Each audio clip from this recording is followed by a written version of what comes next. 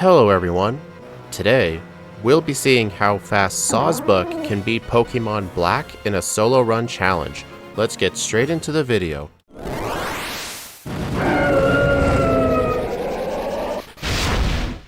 Earlier in the month for Daily December, we played through the game with Chinchino, and it was honestly extremely busted thanks to its ability Skill Link. Sawsbuck is not going to be as powerful, but since it's a normal type in Unova, I think it's going to do pretty dang good. We have 80 HP, 100 attack, 70 defense, 60 special attack, 70 special defense, and 95 speed. We are in the medium fast level up group, so we're going to be leveling up at an okay pace, but it honestly doesn't really matter how we level up, it just depends on the kinds of moves we get to start with. We actually start with quite a lot of moves. As you can see on this image right here, we get a bunch of level 1 moves, but our true starting moveset is going to be Growl, Tackle, Sand Attack, and Camouflage. Megahorn is only going to be available through the move relearner in Mistralton City. I should have had the moves ordered a little bit better, but sorry about that. So it's not really the best moveset at the start, but at level 10 we get access to Double Kick. Double Kick is very good in this game because 1, it can bypass Sturdy, and 2, it gives us a move good for the second gym, because Lenora is generally one of the more difficult gyms for most Pokemon. And then we get Leech Seed, Feint Attack, Takedown, Jump Kick, Aromatherapy, Energy Ball, Charm, Horn Leech, Nature Power, Double Edge, and Solar Beam. We get access to a lot of different moves, but honestly, maybe I'll teach Jump Kick because it is a very good move, but Double Kick does have the advantage of breaking Sturdy, but we'll see when we get there. And if you also take a look at the TM department, we don't get as much coverage, but we get a few okay moves. Like for example, we get access to Solar Beam, Return, and Shadow Ball, and we also get Energy Ball, Thunder Wave, Swords Dance, Grass Snot, and Wild Charge. We're not going to get access to Swords Dance because that TM is only available in the post game, and we're not really going to be using Solar Beam or Energy Ball because those will use our lower special attack. Same thing with Grass Knot too, and also with Shadow Ball. So honestly by TM, the only good moves here I even see are Wild Charge and Return. Plus, as we go through the early section of the game, we also need to talk about our ability and choice of nature. We're going with the Adamant nature, which I felt was pretty obvious, plus attack minus special attack. And our ability is not our hidden ability, it's one of our regular abilities, Sap Sipper. This gives us an immunity to grass type attacks, and if we get hit with one, we get some of our health back. Our other ability is Chlorophyll, which doubles our speed in the sun. We're not really going to be using Sunny Day strats, but our hidden ability is Serene Grace. It actually makes it 30% more likely that secondary effects of moves happen.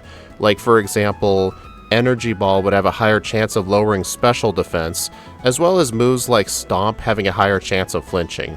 Well, if we learn Stomp, but you know what I mean. This thing doesn't really get enough moves to justify Serene Grace, so that's why we're going with Sap Sipper. Another immunity is quite nice, even though we already resist grass to begin with. Anyway, before we get to Striaton City, I do fight a lot of the local trainers here. I mean, we are in the medium fast level up group, but I still want to fight a lot of the trainers here. The trainers here aren't that great, but at the same time, it's early game training. You can't really go wrong with early game training. And then as soon as I enter Striaton City, I can go ahead and get myself a Dusk Ball. This Dusk Ball will be used to catch a Woobat inside the Wellspring Cave for Fly. And then at this point, I can either go take on Charon and then the gym, or go do the training in the Dream Yard first. The Dream Yard training is mandatory anyway, but here's the other thing. It is technically slightly faster to do the gym first, because if you do the training here first, you end up having to backtrack and go back in a second time. But it's honestly such a minor thing, I decide, you know what, just do the training. And also, you may notice on the overlay, we're actually playing with the Winter Sawsbuck. All of the Sawsbucks have the same stats and move pool, it's just a matter of appearance. And I always play Pokemon Black in the winter because you get access to the Substitute TM and 2 extra rare candies. Plus, it makes Twist Mountain a lot faster to traverse. But anyway, with access to Double Kick, I think we're going to have a pretty good time against the first gym leader, Chili.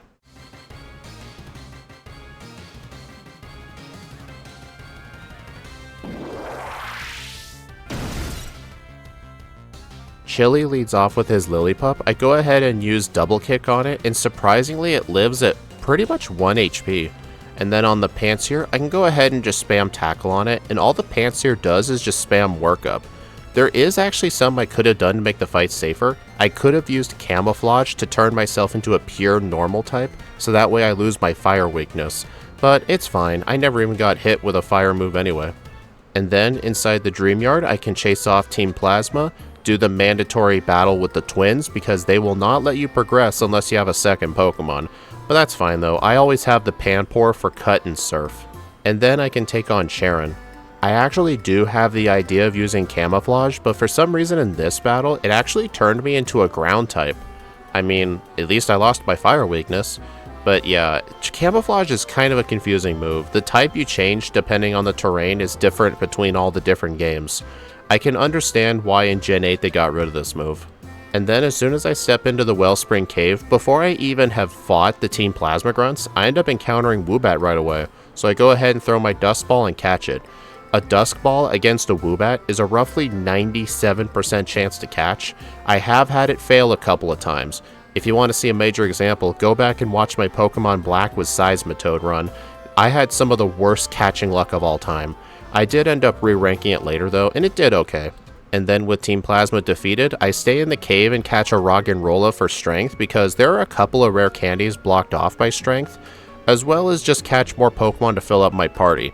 Because when I go directly to End's Castle, I am forced to catch the Reshiram and it will go into the first slot of my party, but if I have a full team, it'll prevent that. I don't want the Reshiram to go into slot 1 because I feel like that'll ruin the spirit of the solo run challenge, so that's the reason I try to fill up my party. It's kind of difficult to do it in this game though, just because you have to manually catch everything. It's not like X and Y where you get access to a ton of free gift Pokemon, and you only really have to catch 2 Pokemon, the free Pidgey, as well as just anything else. And then inside Nackarine City, I can go inside this warehouse building and talk to this Ace Trainer and get myself a Miracle Seed. This will boost the power of Grass-type moves by 20%. I know there's a free Miracle Seed inside the Pinwheel Forest that you can get after Lenora, but then again, I may as well just have it now. But while I'm in the Pinwheel Forest though, I do fight this nurse to get healed, as well as pick up this Shadow Stitch Ether, because he's the one who discovered it, and I pick it up ever since. But before I take on Lenora, the end battle in front of it, it's not really hard, but I have had some Pokemon struggle against it. But fortunately on the Pidove, I can just use Camouflage to turn myself into a pure normal type and make myself no longer weak to Gust. This will allow me to set up some workups, because Sawsbuck is able to learn this move. It's kinda good it can, since there's no access to Swords Dance. But with End defeated, we can go ahead and go take on the second gym leader, Lenora.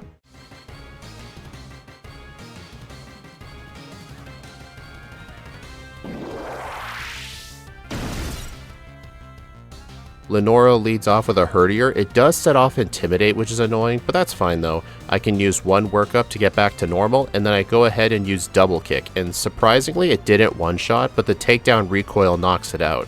Then on the Watchog, it actually survives the Double Kick at half of its health remaining, and it hits me with Crunch, giving me a loss, but I already had my HM users deposited because in my runs, I deposit my HM users when I get to Nackarine City, and I don't have to withdraw them until I get to Driftvale because this game doesn't really make you use HMs that much, so I can just accept the free Blackout because the Herdier does give decent XP. And the whole plan here is just to keep attempting Lenora over and over again until I win, so I'm essentially committing to the Chansey grind. But fortunately for me, I end up beating Lenora on the 3rd try, so yeah, she only took me 2 Blackouts. Not bad. Then inside the Pinwheel Forest, I gotta stop Team Plasma from stealing that skull, and fortunately these twins right here aren't a mandatory battle, so since I have my HM users deposited, they just completely ignore me. Then with the skull returned, I can cross the Sky Arrow Bridge and make my way to Castalia City. There are a few things I could get here, such as the Rest and Attract TMs if I want them, or the Eviolite if I'm doing a first stage Pokemon, but I'm not going to get any of them right now. I'm just going to go focus and take on Burke. I am weak to bug moves, but maybe Camouflage could save the day here. Let's see.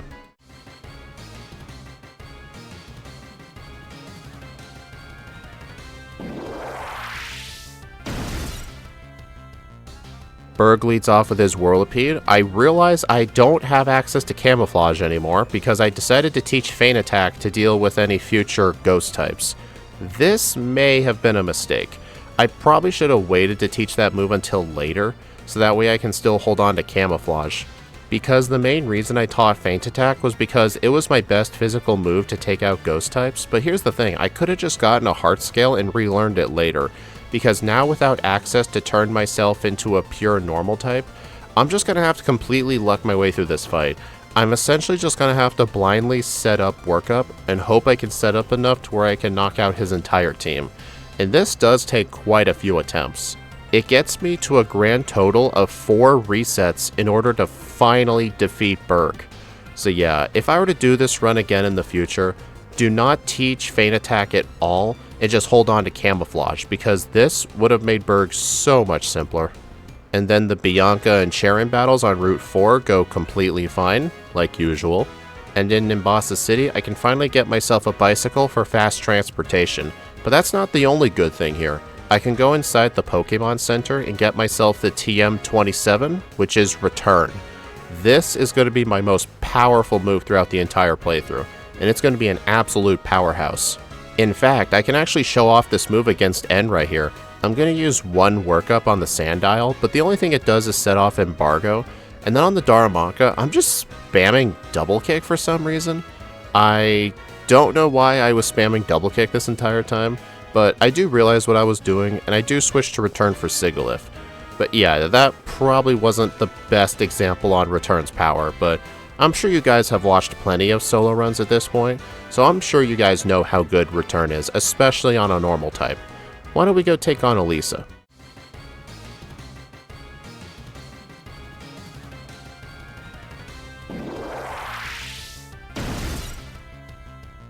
Elisa leads off with a Molga. It actually outspeeds me and hits me with a critical hit Aerial Ace, but +1 is all I need. I can outspeed and one-shot the Emolgas with Return, and then on the Zebstrika, this actually quite surprised me. I actually outsped the Zebstrika. I guess I just underestimated how fast Sawsbuck is. I mean, our base speed stat is very high. But before I can leave Nimbasa City, I have to go inside the musical theater and do this whole mandatory thing. But I don't really like doing this, but it's kind of fun trying to put a grass hula hoop skirt on the Sawsbuck's neck, which I actually found pretty funny. And with that done, I can defeat Charon on Route 5 and make my way to Driftvale City. There's a few things I want to get here.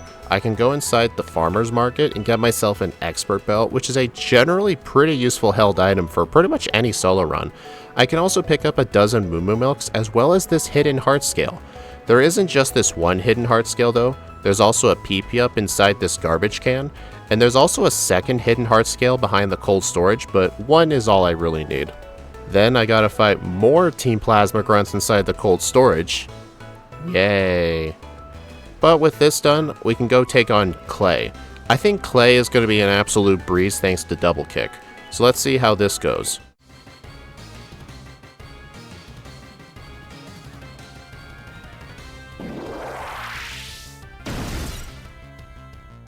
Clay leads off with his Krokorok. I go ahead and set up 1 workup as it sets off Torment.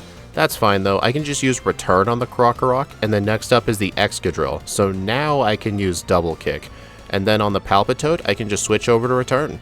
This was intentional because I knew Embargo, or Torment I meant, was not going to give me any problems here. And then with Clay defeated, I can now buy Max Repels at the Pokemon Mart, so I just go ahead and buy as many as I think I need, which is roughly around 30 to 40. I usually end up buying far too many.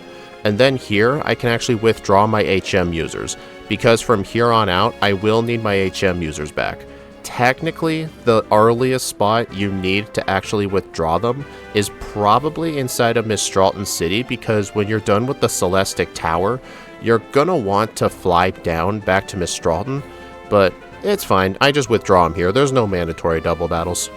And then Bianca just leaving Driftvale City can be hard for some Pokemon because the Musharna is extremely bulky, and Bianca does have Hyper Potions, which is annoying, but that's fine though, at least I have Feint Attack.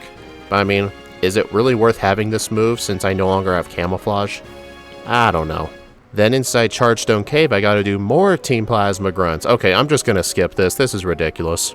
I love Generation 5 and all, but I have more fond memories of the sequels, because at least when you do the Team Plasma sections, at least you do it on a giant boat.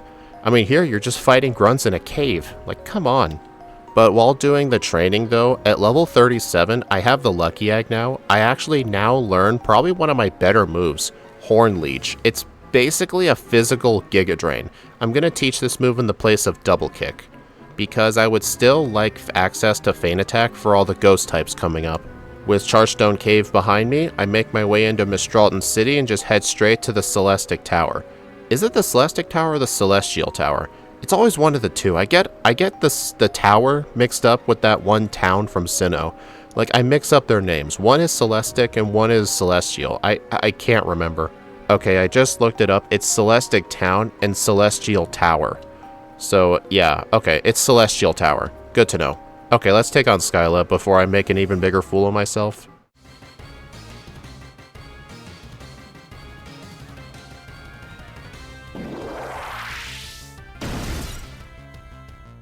Skyla leads off with Swoobat. I just set up one instance of Workup, and then I can outspeed and one-shot her entire team with Return. Yep, just as much as I expected from a stab Return. And then I have to fight Charon again outside Twist Mountain. Usually at this point the fight tends to be a little difficult, and I actually almost died here. I think I got a little too greedy with setting up workups, and I ended up beating Charon on the first try, yeah, but I was at very low HP. It was definitely not fun doing this fight. I should have been more careful, because so far I haven't had any resets since Berg, and I haven't had any blackouts since Lenora, but the ones on Lenora were kinda mandatory because at least her Herdier is good training, so I don't really count that towards anything. And then inside Twist Mountain, I can get the winter exclusive rare candy, as well as the TM for Substitute. Substitute is super useful for Getsis because it turns him into an absolute idiot. And then inside Icarus City, I can go ahead and get another rare candy. So there you go, those are the 3 exclusive items. If you want to do solo runs in black and white, just always play in the winter. I mean, if you're somebody like Shadow Stitch plays, who prefers to play during all the different seasons, so to compensate, he bans winter exclusive items.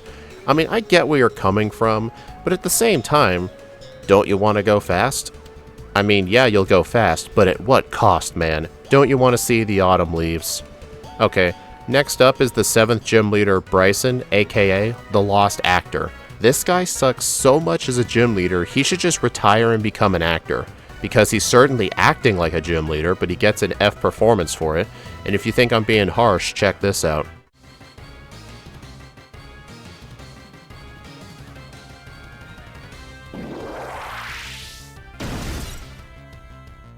Bryson leads off with a Vanillish. I go ahead and use Workup as it hits me with Mirror Shot and just uses Acid Armor. Do you want to know why his Vanillish never attacked me with Frost Breath? I am actually holding a Yachi Berry. The opponents in this game actually cheat and know what your held item is, so it sees that the Yachi Berry will reduce the super effective damage of Frost Breath. But here's the thing, Frost Breath is a guaranteed crit move, so it wouldn't really be affected by the Yachi Berry.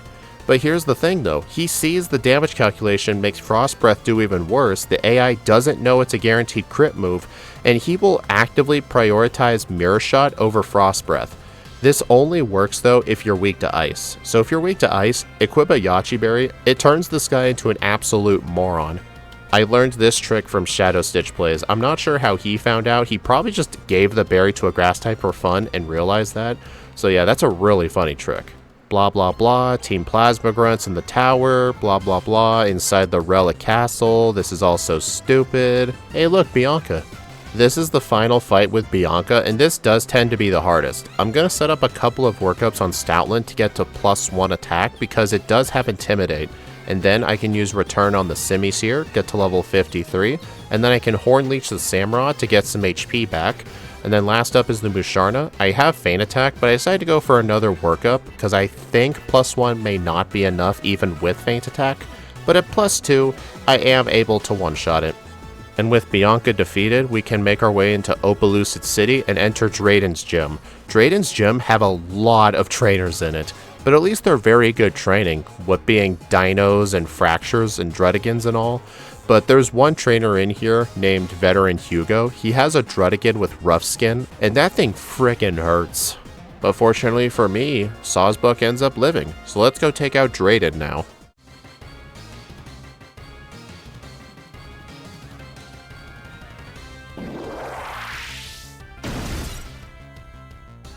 Drayden leads off with his Fracture. I go ahead and use one workup as he sets up Dragon Dance, but that one use of Dragon Dance is not going to let him outspeed me. And then I can one-hit his Drudigan as well, but that Drudigan does have Rough Skin, which I do have to realize, but that's the only damage I take in this entire fight. Also, fun fact, if you're playing white version and the gym leader is Iris instead of Drayden, the only difference between Drayden and Iris's Pokemon is that Iris's are all female, and her Drudigan has Sheer Force instead of Rough Skin, so technically Iris is actually easier.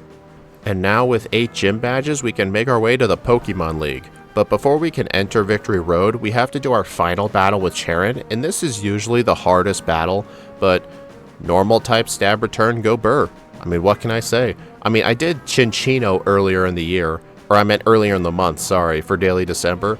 Normal types are an absolute beast in this game. It's sort of like how normal types are in Pokemon Crystal. Although in Crystal, the one check normal types have is they usually don't have the best of moves to take on Jasmine's Steelix. There really isn't any sort of check with normal types in this game. It's kind of why I prefer speedrunning Black 2 and White 2 for solo runs, because at least in that game, Colress exists and he is a massive wall for normal types.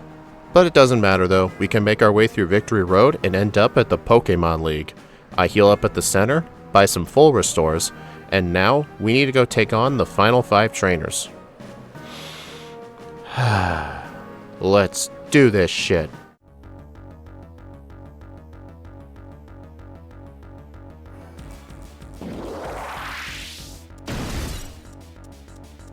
The first Elite Four member I take on is Caitlyn, the Psychic-type Master. She leads off with Reuniclus, and I go for one workup, and Focus Blast does so much damage to me. But I realized after +1 in my attack, Horn Leech is not going to one-shot it, and it could have actually killed me with another Focus Blast. But fortunately, Focus Blast is also known as Focus Miss, so I am actually able to defeat it and get back to full health and sweep the rest of her team with Return. Next up is the Fighting type Elite Four member, Marshall.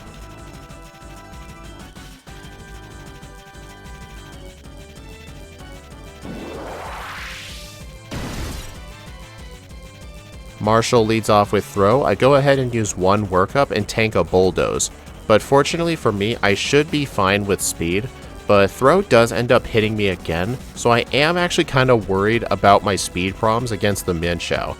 I probably should have used some rare candies before this fight. I don't think I used my candies yet at this point.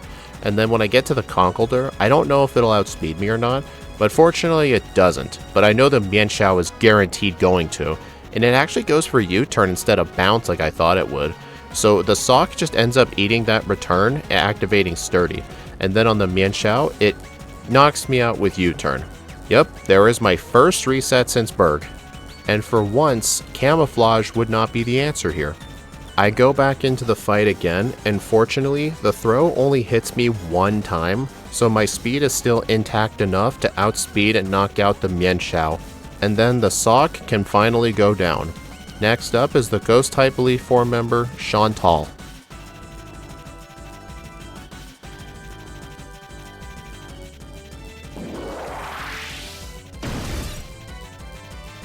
This is essentially the first major reason why I need Feint Attack. I go ahead and use Feint Attack on the Cofagrigus because I was worried about it going for Will-O-Wisp when I went for Workup, but then I realized, why didn't I teach Substitute? This is the first fight where Substitute could be useful to block Will-O-Wisp, but I quickly feint to the Chandelure, and hopefully I realized my mistake.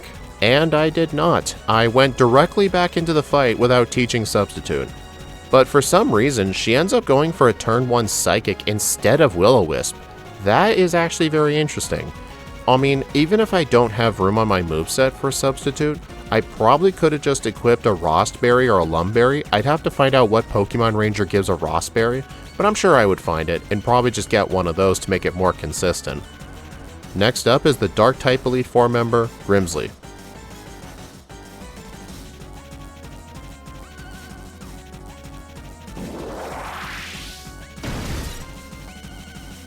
Grimsley leads off with Scrafty. I have Substitute in the place of Feint Attack. It goes for Brick Break turn 1, but the Scrafty usually likes to go for Sand Attack on turn 2 if it didn't use it turn 1. And fortunately for me, even though the sub breaks, this gives me just enough time to set up one use of Workup. And with the one use of Workup, I can just use Return on the Bisharp, and then on the Liepard, I can use Horn Leech to get my health back, and Horn Leech is a pretty good solution for the Crocodile, even though its Intimidate does try to stop that instance from happening, but it's not enough. So now with the Elite Four defeated, N's castle arises from the ground once again in another video, and we have to go take on N and Getsus. But do I need to make any moveset preparations for N? No, I do not, although I do switch off my Lucky Egg and actually equip the Miracle Seed. Maybe the Miracle Seed could have helped me with anyone in the Elite Four, but honestly it probably wouldn't have. But I do want the Miracle Seed now. So now with this held item, let's go take on N.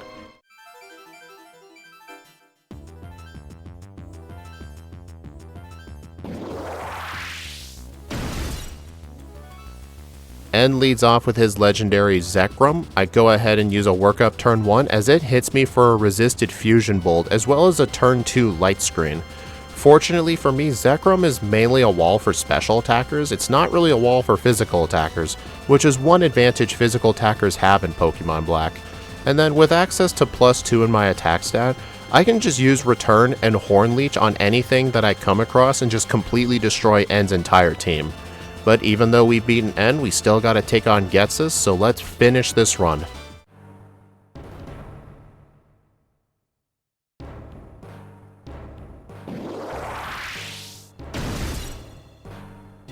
Getsus leads off with Cofagrigus. I can just set up a substitute and just be completely immune to Toxic and Protect. I just set up to roughly +3 or +4 in my attack, and at this high of attack, I can just return everything.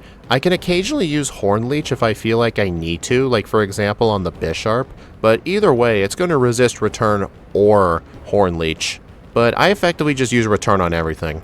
And with Getsus defeated, I can clock in with a real time of 1 hour, 21 minutes, and 16 seconds, with 6 resets consisting of 4 on Berg and 2 on Marshall, and 2 blackouts to Lenora at level 71, with a game time after the credits of 4 hours and 10 minutes. So yeah, even though Sawsbuck wasn't as OP as Cinccino, normal types in this game are still very overpowered. But here's the thing, did my Park Grass typing help me out at all? Not really. I had to use Camouflage for some early fights just to get rid of my Grass typing. Honestly, this thing would be a lot better if it was pure normal. But normal and grass is a very interesting typing, but it does give it a lot of weaknesses, and the grass type doesn't really help it much at all, honestly. Sap Sipper didn't really get utilized at all that many times. But if we take a look at the leaderboard, you can clearly see Cinccino does outrank Sawsbuck by quite a little bit, but it still gave off a very good performance. But anyway, I hope y'all enjoy. Please like, comment, and subscribe if you want to see more. And be sure to follow me on my socials or support the channel through YouTube memberships.